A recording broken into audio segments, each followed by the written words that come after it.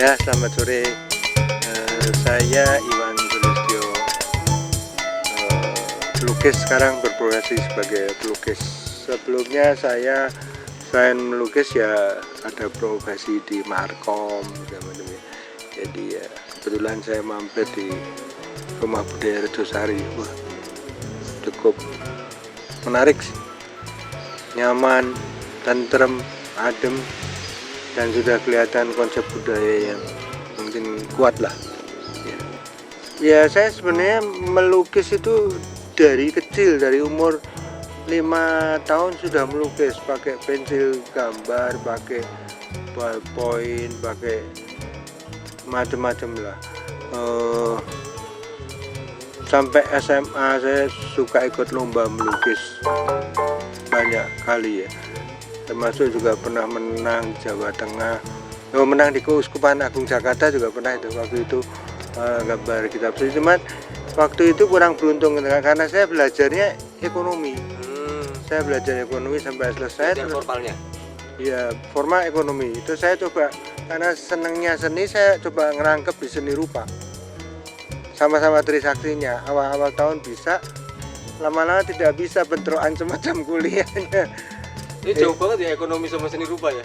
Iya, sebenarnya ya kalau ada manajemen kan seni juga tuh Mas. Ya. Seni menggerakkan seorang untuk supaya dia mengerjakan sesuatu yang kita harapkan. Itu sebenarnya ada seninya juga sih. Tapi sepanjang itu saya tetap menyukai itu. Waktu kuliah saya kan ya banyak belajar, jadi hampir lupa. Tapi begitu hampir selesai kuliah, setelah saya nggak selesai itu belajar seni rupa di Trisakti, belajar ekonomi selesai, saya kerja. Terus saya ambil pendidikan khusus melukis, semacam kursus 1 tahun di Taman Ismail Marzuki. Terus saya sambil bekerja hidup bersanggar. Saya anggota sanggar Prima Dewita. Dulu yang mimpin seorang dosen farmasi namanya Pak Bambang Sutrisno, dekan Fakultas Farmasi Pancasila. Jadi banyak sebenarnya orang-orang yang di luar seni tapi masih pelaku seni sebenarnya. Terus kemudian saya masuk anggota sanggar Kamboja yang di Bali. Kuat sekali sanggar Kamboja, dikenalnya sampai ya mungkin udah dunia juga ya sanggar Kamboja ya. Nah, itu saya jadi anggota. Kemudian akhirnya saya jadi sekretarisnya Pak Barli Sasmita Bandung. Barli Sasmita Bandung, pelukis sudah sepuh. Kemudian saya suruh gantiin dia sebagai ketua Indonesian Watercolor Society. Padahal saya melukisnya banyak cat minyak waktu itu. Saya termasuk orang bilang sih ekspresionisme modern ya. Jadi tebel lukisan saya, banyak pelototan. Kalau cat air tapi ya enggak ya. Tapi banyak coretan pensil juga. Banyak pelototan, banyak impasto lah ya, teknik impasto begitulah udah dari dulu. Kalau sekarang rugi sudah, pandemi apa-apa mahal, kita catnya mahal. Sebenarnya seni lukis tuh bisa sangat memberikan arti ya untuk kehidupan manusia, baik untuk orang lain, untuk diri sendiri. Dan seni lukis sekarang kan tidak seperti zaman dulu, itu sangat menghidupi loh. Teman-teman saya seniman lukis tuh income-nya bukan kecil, besar-besar sekali ya. Dan apalagi setelah boom lukisan tahun berapa itu ya. Jadi lukisan tuh cukup dihargai masyarakat dan otomatis mendunia sebenarnya lukisan tuh. Seluruh dunia, dari orang primitif, gua-gua di mana aja kan, itu lukisan sama Mas. Gua tentang ikan paus, tentang pemburu, tentang apa ya. Indonesia sendiri juga diwarnai oleh karya-karya. Iya, gereja itu kalau kita masuk gereja Eropa, waduh lukisan semua itu. Saya dengar dulu gerejanya kita di Gedangan itu, gereja Gedangan itu kan ada lukisannya Basuki Abdullah juga di dalam gereja. Terus kalau kita lihat gereja-gereja di Eropa itu, waduh lukisan semua banyak sekali. Museum-museumnya gereja itu, iya. Kalau saya memang nggak bisa, saya pameran pertama itu memang ada tagline dan konsepnya, saya tidak bisa tidak melukis. Jadi melukis terus, saya sebagai apapun, saya jalan kemanapun ya melukis. Sebenarnya pelukis sekarang itu harusnya menurut saya harus lebih lebih produktif karena apa?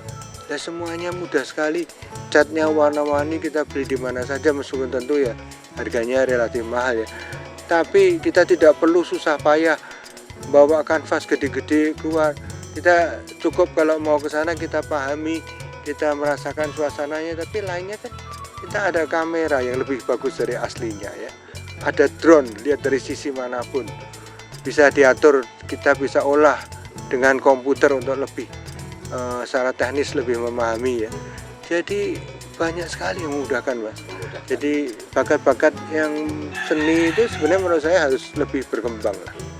Mungkin banyak sih yang jelas, ada di IG juga ada ya, ada IG IG-nya apa kalau boleh di JB, strip di bawah itu apa namanya, underscore Iwan underscore Sulistyo. Terus ada lagi di mana ya, kalau di tempat-tempat umum ya banyak juga, ada di Hotel Lafayette Jogja tuh, satu hotel juga lukisan saya semua tuh lobbynya, bahkan di situ ada yang dijejer-jejer sampai 27 meter. Terus di mana lagi ya, di World Bank juga banyak lukisan saya, di ABN juga banyak, jadi di tempat-tempat umum adalah. Terus di mana lagi ya, kalau mau ke studio juga bisa. Studio saya di Greenfield Blok PQ nomor 27 Jakarta Barat. Di situ kadang-kadang temen suka datang ngobrol, ngopi kayak di sini lah. Suasananya kayak di sini, tapi ya jelek kecil, ini kan gede. Oh, yang penting kan kontennya yang dibicarakan. Cuma studio saya yang di situ joglo juga bentuknya. Joglo juga. Ambil joglo yang Jawa, semua Jawa. Di Bali saya ada tempat bersama teman-teman juga, tapi 2 orang udah terlanjur almarhum, tapi saya masih di sana, itu juga ada joglo. Kalau saya ke Bali melukis objek-objek Bali juga. Ya menurut saya talent melukis itu kan satu karunia Tuhan lah ya.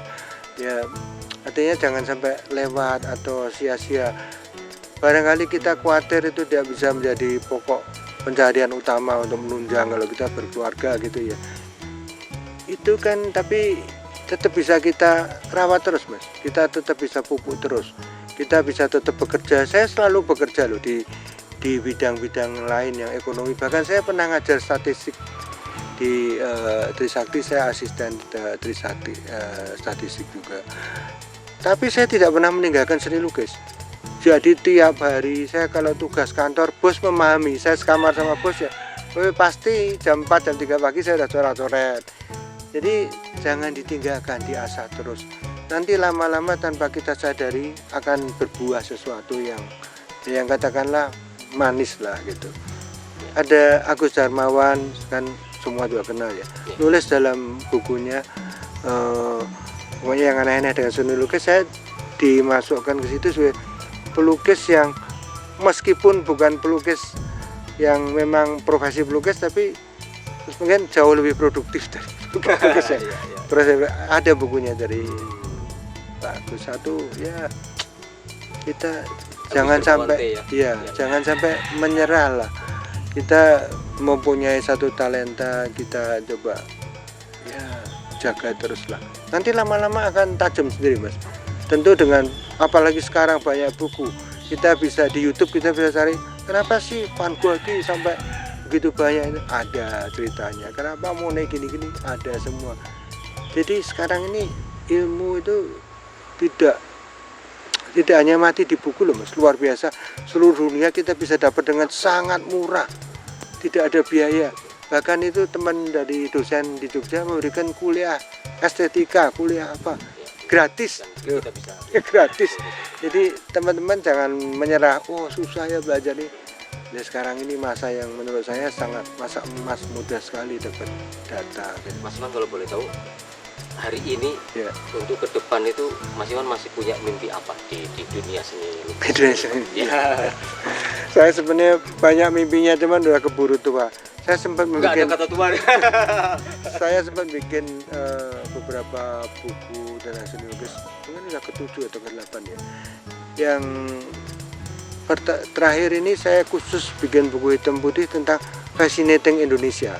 Jadi semua berupa sketch dengan banyak media, bambu, konte, tinta hitam, tinta teknis ya.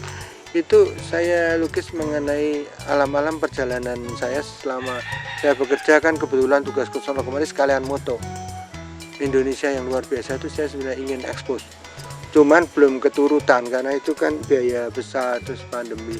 Tapi buku pertamanya udah sempat keluar, judulnya Fascinating Indonesia, kayaknya ada juga di IG-nya, mungkin di auction untuk penggalangan dana gitu juga oke, nggak masalah. Berkenan ya Mas? Berkenan. Saya rasa galerinya itu sudah bukan galerian ya, sudah galeri yang sangat bagus Mas.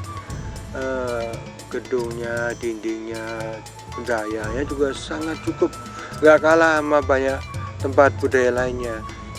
So, ya mungkin isinya gitu ya yang perlu diperhatikan.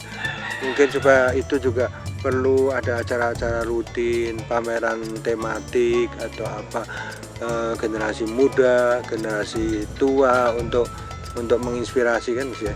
Itu terus mungkin juga pelajaran melukis. Saya rasa ini tempat bisa sangat diolah gitu ya, sangat menjadi sesuatu yang kita butuhkan bersama lah. Tempat-tempat seperti inilah yang harusnya kita majukan, karena di Indonesia ini bakat kaitan seni luar biasa loh Mas. Orang Indonesia kita lihat aja karya-karyanya dari zaman Borobudur, Prambanan itu jam tertentu kalau kita lihat monyet-monyet dinding itu tersenyum dengan datangnya lighting. Itu saya baru dengar ceritanya dari pelukis tua yang udah meninggal, Pak Batara Lukis. Jadi jam tertentu katanya monyet-monyet di dinding seolah tersenyum karena lighting. Iya. Itu kan semua seniman-seniman Indonesia. Iya. Luar biasa. So ya, kita lihat aja di gua-guanya di mana. Itu sebenarnya harus dapat banyak dukungan dari pemerintah, dari bisnis. Nah, ini dari satu yang sifatnya kaitan agama aja ya, bisa berpikir untuk berkiprah ke arah sini juga.